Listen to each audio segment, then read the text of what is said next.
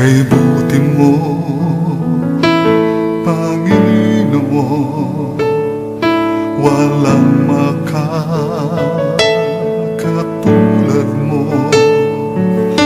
Lahat ay galing sa iyo, di ka magbabago. Praise God. Hallelujah. Hallelujah. Sa ngalan ng Ama at ng Anak at ng Espiritu Santo. Amen. Banal na Diyos, dakila at makapangyarihang Ama, Diyos na may likha ng langit at lupa, ng lahat ng bagay na aming nakikita at di nakikita. Ikaw ang Diyos ni Abraham, Isaac at Jacob. Sa oras na ito, patuloy ka namin pinupuri, niluluwalhati, na dakila at sinasamba sa Espiritu at katotohanan. Loobin mo nawa na kami po ay inyong samahan, iyon at yung mapagpalpagimalang kamay, abutin ang lahat ng aming pangangailangan, inyo pong pagalingin ang mga may karamdaman na sakit sa ngalan ni Kristo Jesus. Ang mga nanghihina at nabibigatan ay inyo pong pag-aan at palakasin sa pangalan ni Kristo Jesus. At yaong mga may kahilingang itataas, ipagkaloob mo po tugunin sa pangalan ng aming Panginoon. Pagpalay mo po higit sa lahat ang mabuting balita ang ating ihahatid upang ito'y magbigay sa amin ng liwanag at lakas. Sa ngalan ng Ama at ng Anak at ng Espiritu Santo, lahat po ay magsabi ng Amen. Amen. Malakpakan po natin ang lakas ng Panginoon. At itong ating kapatid na si Brother Noel ay may tayo ngayong hapon.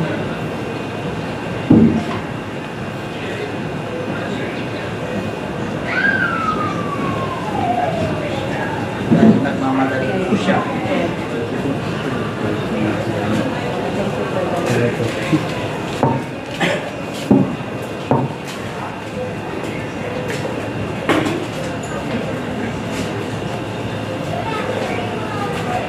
So anyways,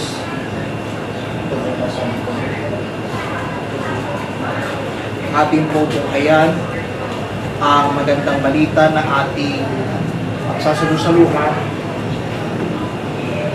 Ito'y hahanguin natin sa Ebanghelyo ayon kay San Lucas. Luke chapter 4 verses 14 to 21. Ebanghelyo ayon kay San Lucas, kabanatang 4, simula talatang 14 hanggang 21. At ganito po ang nakasaad sa wikang Ingles. Jesus returned to Galilee in the power of the Spirit, and news about him spread through the whole countryside. He taught in their synagogues, and everyone praised him.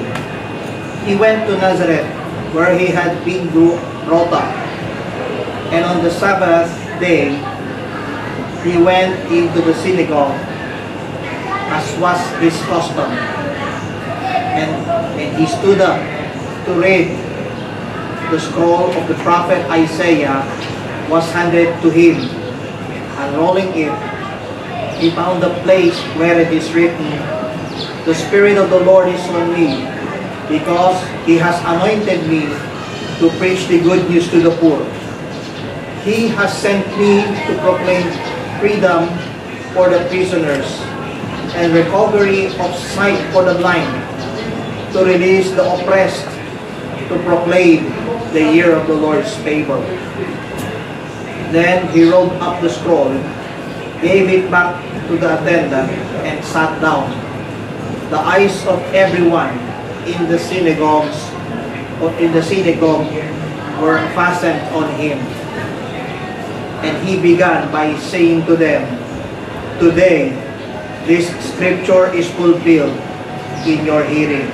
Palakpakan po natin ang buhay na Diyos. Bumalik si Jesus sa Galilea at sumasa kanya ang kapangyarihan ng Espiritu Santo.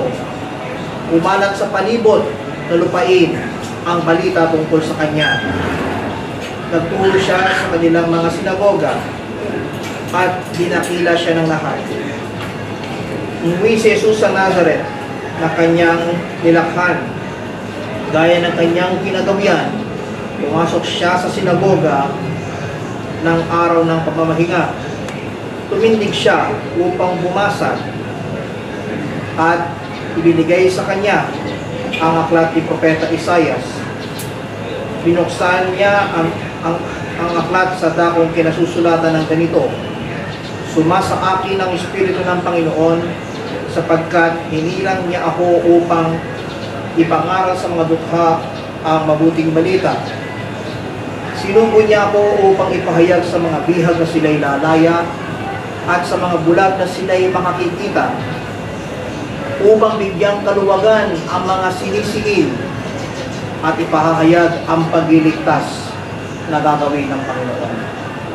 Nilulod niya ang kasulatan at matapos isauli sa tagapaglingkod, siya'y naupo. Nakatitig sa kanya ang lahat ng nasa sinagoga. At sinabi niya sa kanila, natupad ngayon ang bahaging ito ng kasulatan, samantalang nakikinig kayo. Mga kapatid sa pananampalataya, ito po ang mabuting balita para sa ating lahat, buhat sa Panginoon. Palakpakan po natin ang lakas ng Panginoon.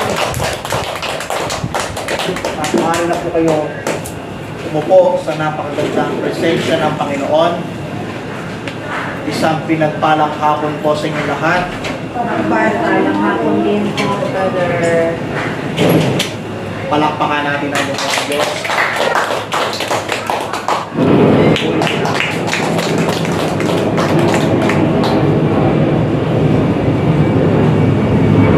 Now, anyways, dahil binati ko kayo, papatiin ko naman yung mga nakatungkay sa digital platforms ng Kapahayagan TV at UGC social media channels. Saan man dako kayo nandoroon, anumang oras, anumang kontinente sa buong mundo, saan man kayo kinalalagyan, pinagpalang araw, gabi, ang aking bagi sa inyo. Habang pinakikinggan ninyo ang mensahe ng Diyos, may magandang bagay ang darating at naghihintay sa inyo. Purihin natin ang Panginoon. Ang ating ulo ng makalangit na balita ay aking tatawagin Christ's Public Ministry. Ang pagpublikong pagmiministeryo ni Jesus. Amen po ba? Amen. Nang isinaysay ng Ebanghelyong ating pong natunghayan, ang hayagang panimula ng pagmiministeryo ni Jesus. Dahil natapos sapagkat natapos niya o nagwagi siya mula sa panunukso ng Diablo at matapos ang pagbinyag at matapos ang 40 araw ng pag-inilay sa ilang ng 40 araw kung saan tutusuin siya ng espiritu ng kasinungalingan. Amen. At si Yesu Kristo ay may kapangyarihan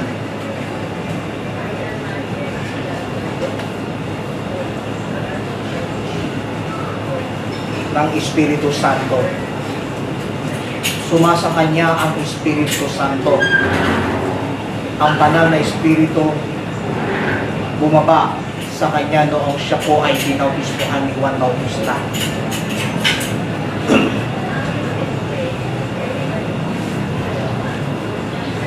At kumalat ang balita patungkol kay Kristo Jesus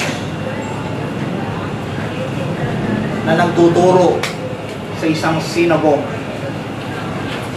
sa mga synagogues, at dinakila naman siya. At umuwi ang Panginoong Yesus doon sa kanyang nilakhan sa Nazareth.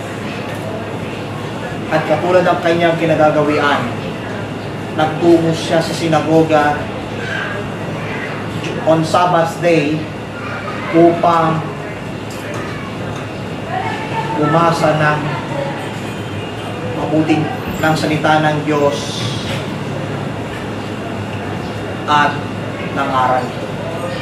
Now, ang tanong ay, ano po ang layunin ng public ministry ni Kristo Jesus? What aims of the public ministry of Jesus? Una sa lahat, higit sa lahat, it aims to preach the gospel to the poor. Upang layunin ito na ipahayag sa mga maralita ang mabuting balita. Sabi sa verse 18a ng Luke chapter 4, sumasa akin ang Espiritu ng Panginoon sapagkat hinirang niya ako upang ipangaral sa mga dukha. Sa mga dukha. Now, paano may pangangaral sa mga maralita ang mabuting balita? Tunghayan po natin ang sinabi ng Panginoon sa John chapter 15 verse 7 and 8. Makinig ang may pandinig. Sabi ni Jesus, "But I tell you the truth. It is for your good that I am going away. Unless I go away, the Counselor will not come to you. But if I go, I will send him to you. When he comes, he will convict the world of guilt in regard to sin and righteousness and judgment." Amen.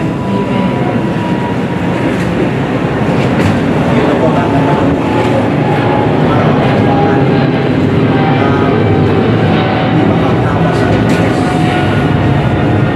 sabi rito,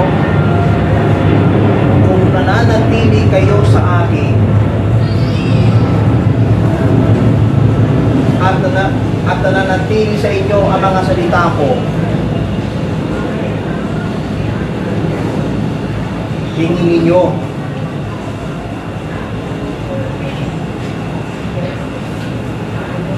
ang anumang maibigan at ipagkakaloob sa inyo. Ang pararangalan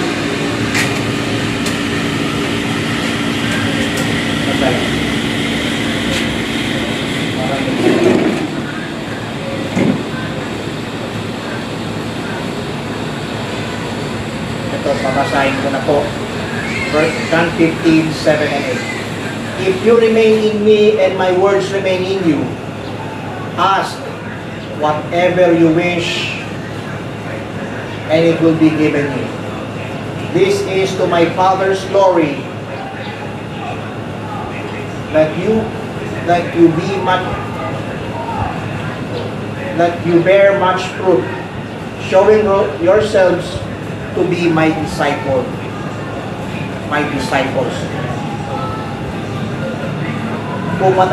Kung nananatili kayo sa akin at nananatili sa inyo ang mga salita ko, hingin ninyo ang inyong maibigan at ipagkakaloob sa inyo. Ang napararangalan ang Ama kung kayo'y namumunga ng sagana at sa gayo'y napatutunayang mga alagad. Ang ibig sabihin, if you remain in Him and His words remain in you, ask whatever you wish. And it will be given you. Amen. Amen. Amen. Palakpakan.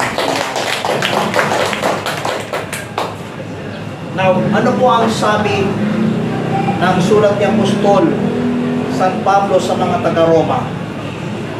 Romans chapter 10 verse 17. Ang sabi po sabi ng Romans 10:17, consequently, faith comes from hearing the message, and the message is heard through the word of Christ.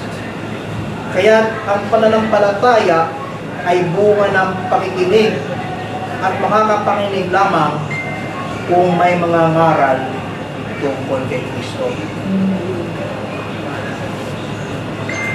Yan po ay bunga ng pakikinig.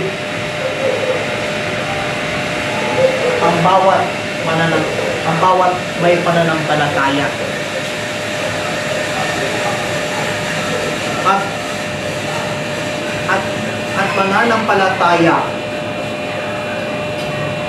At mananampalataya lang kung may mga ngaral tungkol kay Kristo Jesus. Amen. Lahat tayo ay dapat pagtuunan ang mensahe kapahayagan ng Diyos. Kapag nakatuon sa ating pandinig ang mensahe kapahayagan tungkol kay Kristo Jesus, tinitiyak ko po, sasagana at higit na sasagana ang biyaya na nais ninyong hiningin sa Diyos. Amen.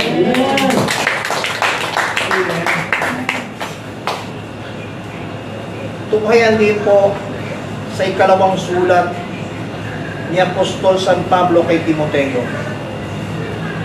2 Timothy chapter 1 verse 9 and 10. Ano po ang sabi?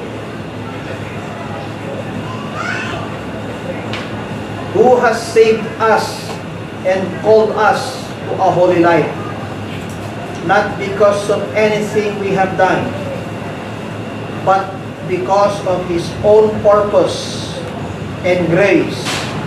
This grace was given us in Christ Jesus before the beginning of time, but it has now been revealed through the appearing of our Savior, Christ Jesus, who has destroyed death and has brought life and immortality to light through the gospel.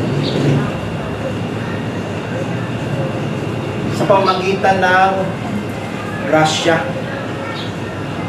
Amen. At napakaliwanag ang sinabi ni San Pablo.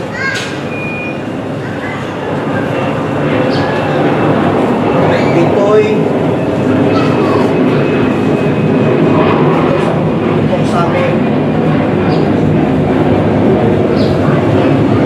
sa halip, makihati ka sa kahirapan dahil sa mabuting balita.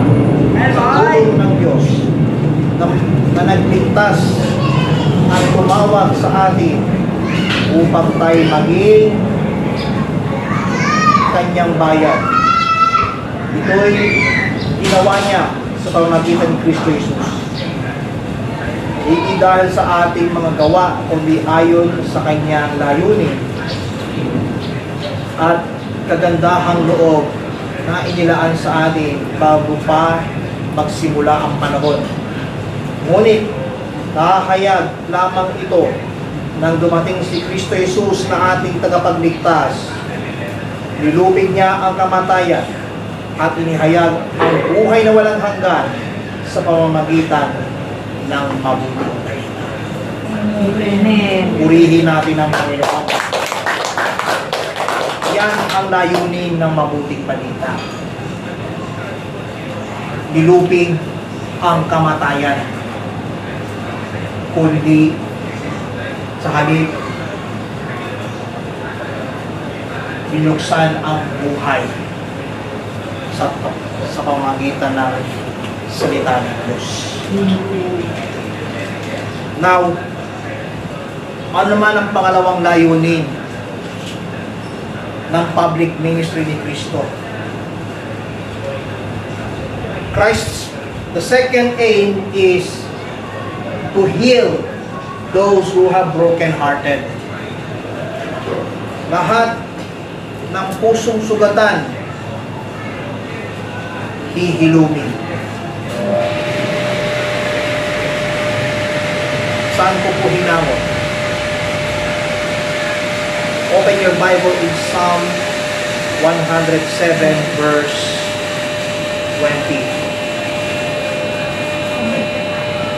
Psalm chapter 107 verse 20. He sent forth His word and healed them. He rescued them from the grave. Amen po ba? Amen.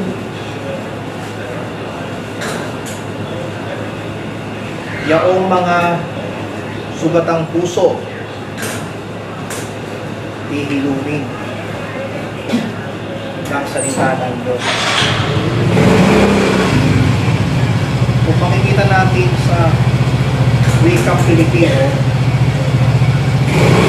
sa Psalm 107, ang sabi dito, sa salita lamang na kanyang pahatid, sila ay gumaling at naligtas sila sa kapangamakang sana ay dahil.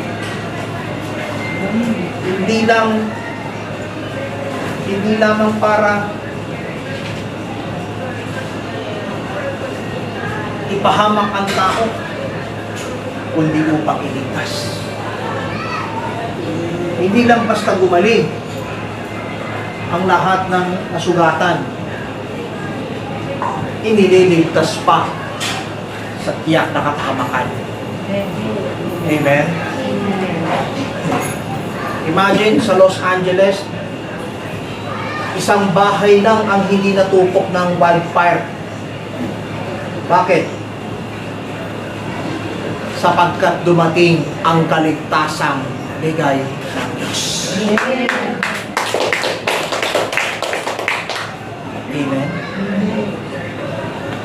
Imagine niyo yung nag-host ng Golden Globe Award, sinabi pa, zero mention ang Diyos. Halos pinagtawanan ng ilan. Pero anong nangyari? Pagkatapos sabihin yon, halos lahat ng kabahayan tinupok na ako. Subalit may isang hindi natupok, at yun ay ang tahanang inilaan ng buhay ng Diyos na siyang binuhos at pinoteksyon ng banal na dugo ni Kristo Jesus na ating nakapagligtas at Amen.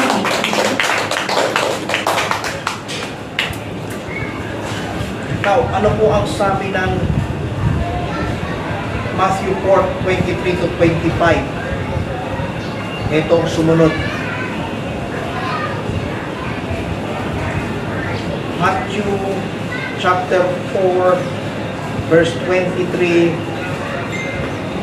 to 25.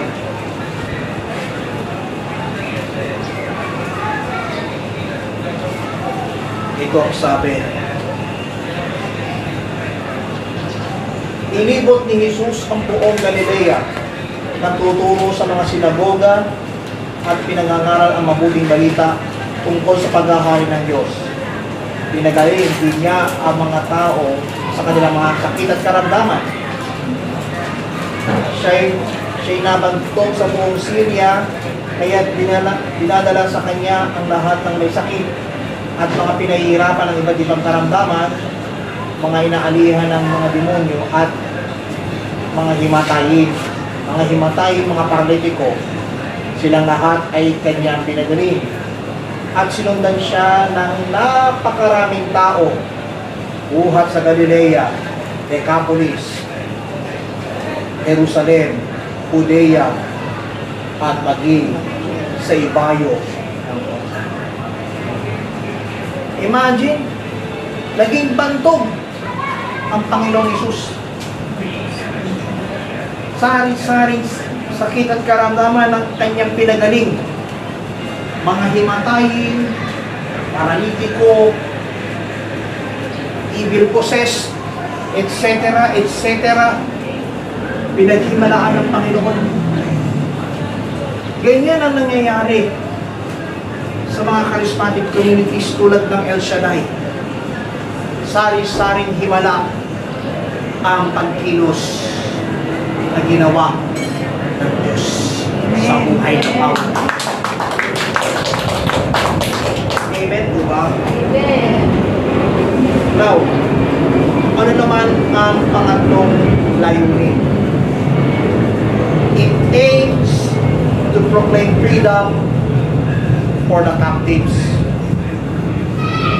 It aims to proclaim freedom for the captives. Naglalayon ito upang palayain ang mga nabinanggo. Anong sabi sa verse 18b? He sent me to proclaim freedom for the captives. Now, ano po ang sabi ng John 11:43 to 44? Anong sabi ni Jesus kay Lazarus na nasa loob pa ng libingan? Lazarus, come out! Pagkasigaw, aba, kumilos si Lazaro na halos nakakayong lino, at nang makita ito ng lahat, ang sabi ng Panginoon, kalagan niyo siya upang siya'y makalaya. Palakpakan ng Panginoon. Yan ang himala ng Diyos. Yan ang Kristo na ating nakikilala upang lahat ng nabinanggo ay pinalaya.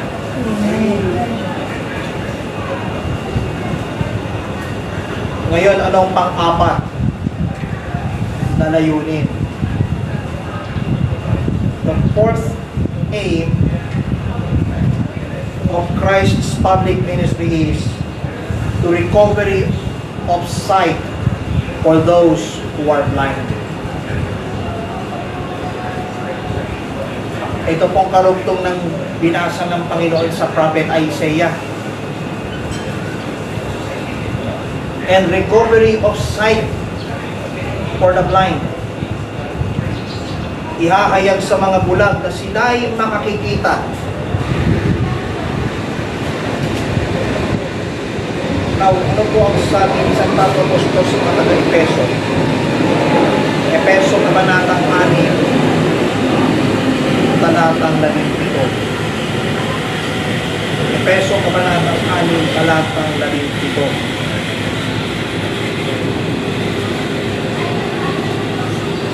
Ito po ang sabi. Isuot ninyo ang helmet ng kaligtasan at kunin ninyo ang tabak na kaloob ng Espiritu na makatuwid ang salita.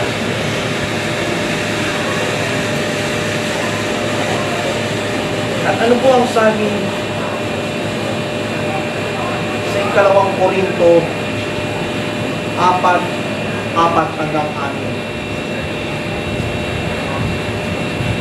Sabi nito, hindi sila sumasampalataya sapagkat ang kanilang isip ay binulag ng Diyos ng daigdig na ito. Sila'y binulag nito upang hindi nila makita ang liwanag ng mabuting balita tungkol sa kaninningan ni Kristo na siyang larawan ng Diyos. Si Kristo Jesus na ating Panginoon ang ipinangangaral ko at hindi ang aking sarili. Ako'y lingkod ninyo alang-alang kay Jesus, sapagkat ang Diyos na nagsabing mula sa karinlan ay sisilang ang liwanag, ay siya rin nagbigay liwanag sa aming mga isip upang makilala ang kadakilaan ng Diyos na nahahayag sa mukha ni Kristo. Ang Diyos ng daigdig pala ang nagpabulag para hindi makita ang liwanag ng Panginoon. Pero sa pamagitan ng salita ng Diyos na ipinangangaral,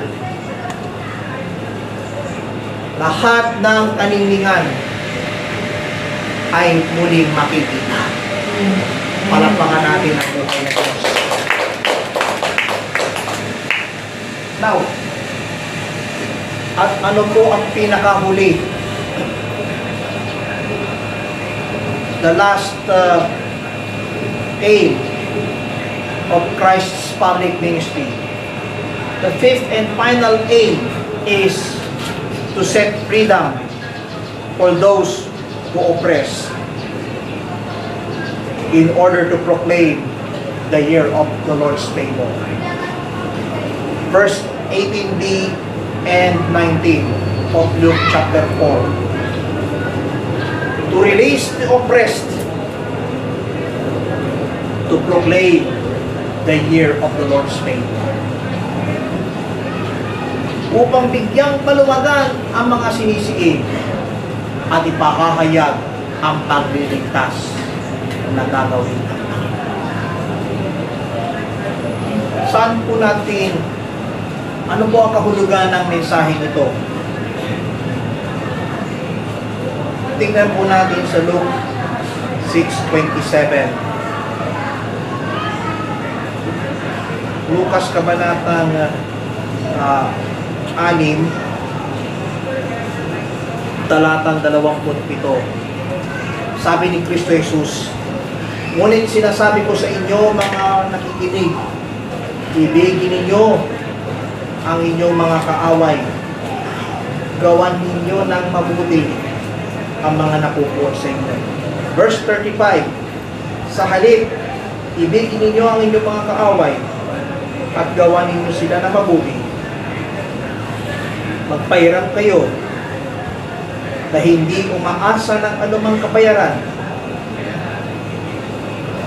Sa gayon, malaking gantimpala ang tatamuhin ninyo at kayo'y magiging mga anak ng kataas-taasan. Sapagkat hindi siya mabuti sa masama at sa mga hindi marunong tumanaw ng utang nila. Imagine, sa ating buhay, mahirap sundin ang pinapagawa ng Panginoon. Subalit, sa kanyang grasya, kailangan gawin ito. Upang ano? Upang maranasan ang pagmamahal ng Diyos. Piliin natin ang Panginoon.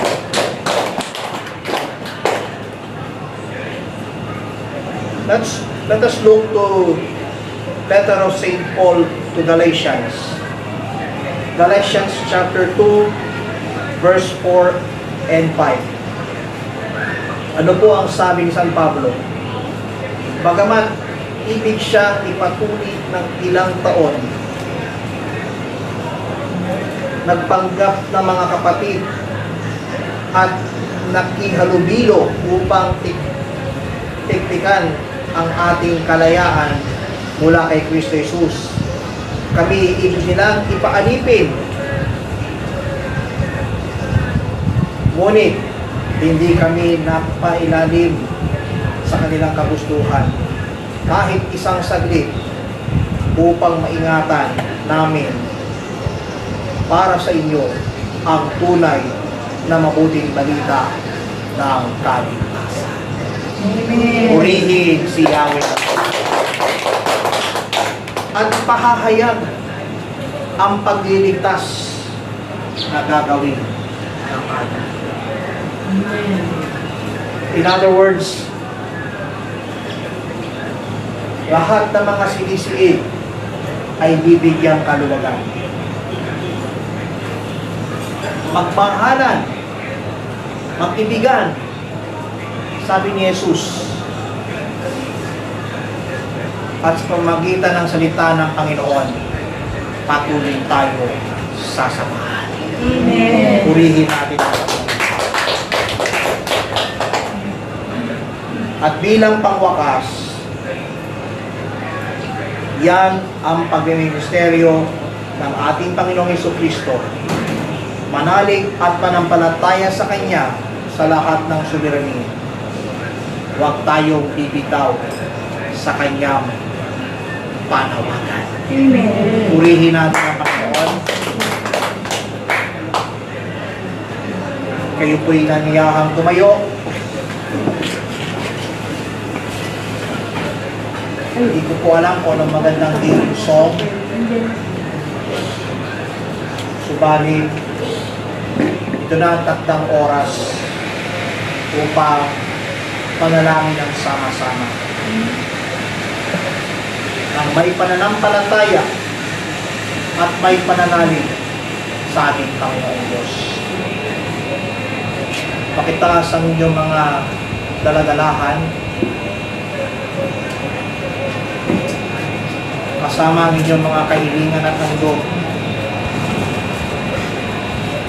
at sama-sama tayo manalangin sa ating buhay, banal at makapangyarihang Diyos.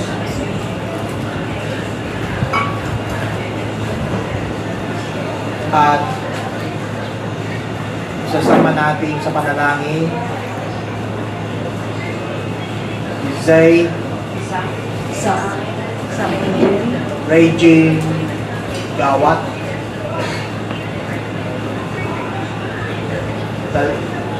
sa gaganap sa gagawing competition bilang journalism sa araw ng bukas. Naway samahan ng Panginoon sa gagawing competition sa araw ng bukas. And by the way, ang tapat pa ang host sa ating Saturday Family Appointment sa Amber City. Nawa samahan tayo ng buhay, banal at makapangyarihang Diyos. At maging kayo mga nakatungay sa social media channels ng Kapahayagan TV at UGC at Tapabong Praise Channel. Samahan niyo po kami sa pananalangin. Tayo po'y manalangin sa ngalan ng Ama at ng Anak at ng Espiritu Santo. Amen. Diyos Ama makapangyarihan, maraming salamat po sa mensaheng kapahayagang ipinahagi mo sa bawat isa patungkol sa public ministry ng aming Panginoong Hesus. Naway magsilbing aral ang mensaheng ito at may tanim sa bawat isa ang mensahe ng kanilang nakakita. Patuloy mo pong pagpalain at idudulog sa aming panalangin si Zay Regine Gawat sa kanyang gagawing pagsabak sa competition sa journalism sa araw ng bukas. Nawa maging matagumpay ang gagawing competition sa araw ng bukas. Silyuhan mo po ng libo-libong anghel ang kanyang pagkatao at sa pamagitan ng iyong tinig, bigyan mo po siya ng banal na karunungan upang mapagtagumpayan ang competition na gagawin sa araw ng bukas. Pagpalain mo po ang lahat na nandito sa lugar na ito. Pagpalain mo po ang nagtaguyod ng gawain mo, magmula sa coordinator hanggang sa pinakamababang lingkod, kasama ang aming mga awit at ang mga nagsusuporta sa iyong maraming gawain. Pagpuli mo po pagpalain ang bawat isa, sundan mo po ng iyong mga tanda, himala, kababalaghan, kapangyarihan at walang tigil na biyaya at papala. Pagpalain mo po, O Diyos, ang kanilang mga hawak kamay na nakataas. Pagpalain paspasan ang mga handbags, wallets, Biblia, tubig ng isasin, panyo at iba pang bagay na kanilang itinataas. Gamitin mo po bilang mga sangkap upang ang sino makahipo ay sundan ng inyong mga tanda, himala, kababalaghan, kapangyarihan at walang tigil na biyaya papapala. Maging ang kanilang mga prayer requests na nakasulat sa puting papel, ang kanilang mga kahilingan, inaangkin po namin na lahat ay answered prayer. Paspasan ang kanilang mga alay at handog, ibalik sa kanilang ng kusuntakal, siksik, digdig at tumaapaw. At sa aming pasmantalang pag-iwahiwalay, paglay po namin ang ibayong kalakasan at ibayong kasiglahan mula sa iyong pangalan. Maraming salamat, Panginoon.